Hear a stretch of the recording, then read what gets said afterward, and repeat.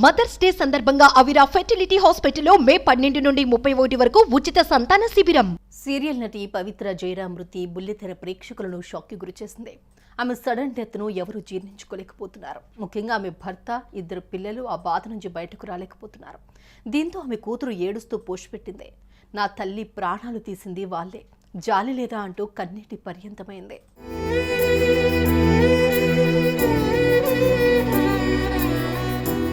Karnataka serials తో ప్రేక్షకులకు దగ్గరైన పవిత్ర జయరాం త్రినేని సీరియల్ ద్వారా తెలుగు ప్రేక్షకులకి పరిచయమైంది. ఈ మధ్య పలు సినిమాల్లో తలుక్కుమంది. మరిన్ని సినిమాలు కూడా ఆమెకు క్యూ కట్టాయి. ఏ సీరియల్ తో రాని గుర్తింపు త్రినేని సీరియల్ తో ఈమె తెచ్చుకుంది. ఈ సీరియల్ కన్నడలో కూడా ప్రసారమవుతోంది. ఇదిలా ఉంటే పవిత్ర జయరాంకు పెళ్లై 2 పిల్లలున్నారు. అమ్మాయి పేరు ప్రతీక్ష, అబ్బాయి పేరు చందన్ కుమార్. పవిత్ర కుమారుడు సినిమాటోగ్రఫీపై ఫోకస్ పెట్టాడు. కాగా పవిత్ర చాలా కాలం క్రితం తన భర్తతో విడిపోగా 2 పిల్లలతో ఉంటోంది. ఆ తర్వాత తెలుగు చిత్ర పరిశ్రమకు చెందిన చంద్రకాంత్ను పెళ్లి చేసుకుని కలిసుంటోంది.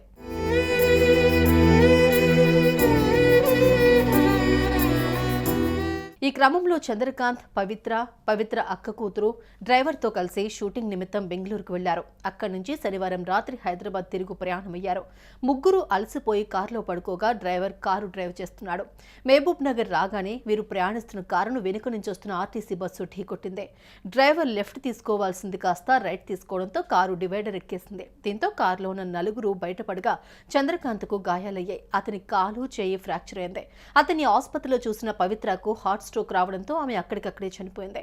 20 నిమిషాల తర్వాత అంబులెన్స్ రాగా వీరిని స్థానిక ప్రభుత్వ ఆసుపత్రికి తరలించారు. అప్పటికే స్పృహ కోల్పోయిన చంద్రకాంత్కు ఉదయం 4 గంటల సమయంలో పవిత్ర చనిపోయిన విషయం తెలిసిందే.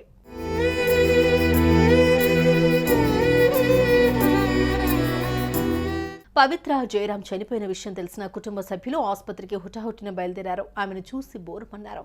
ఆమె స్వస్థలంలో అంత్యక్రియలు పూర్తయ్యాయి. కాగా పవిత్ర మృతిపై ఆమె కూతురు సంచలన పోస్ట్ చేసింది. తన తల్లి మరణాన్ని జీర్ణించుకోలేకపోయింది. మదర్స్ డే నాడే నా తల్లి నాకు దూరమైంది.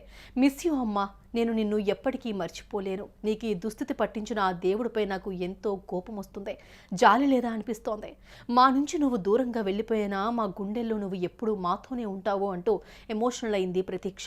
అంత్యక్రియల్లో సైతం తల్లిని అలా చూస్తూ ఏడుస్తూనే ఉండిపోయింది. ఆమెను ఓదార్చడం ఎవరి తరం కాలేదు.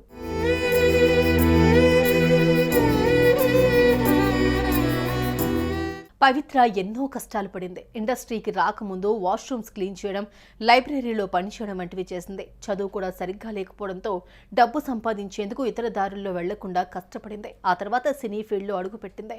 సీరియల్స్తో అందరినీ అలరించింది. ఇప్పుడు ఆమెకు సినిమాలు క్యూ కట్టాయి. ఇంతలోనే ఆమె అనంత లోకాలకు వెళ్లిపోయింది. ఆమె మరణ వార్తను కుటుంబ సభ్యులు మాత్రమే కాదు, ఫ్యాన్స్ కూడా నమ్మలేకపోతున్నారు. తిరిగొస్తే బాగుండు అని కోరుకుంటున్నారు. సుమన్ టీవీలో మీ పర్సనల్ అండ్ బిజినెస్ ప్రమోషన్స్ కోసం కింది నెంబర్కి కాంటాక్ట్ చేయండి.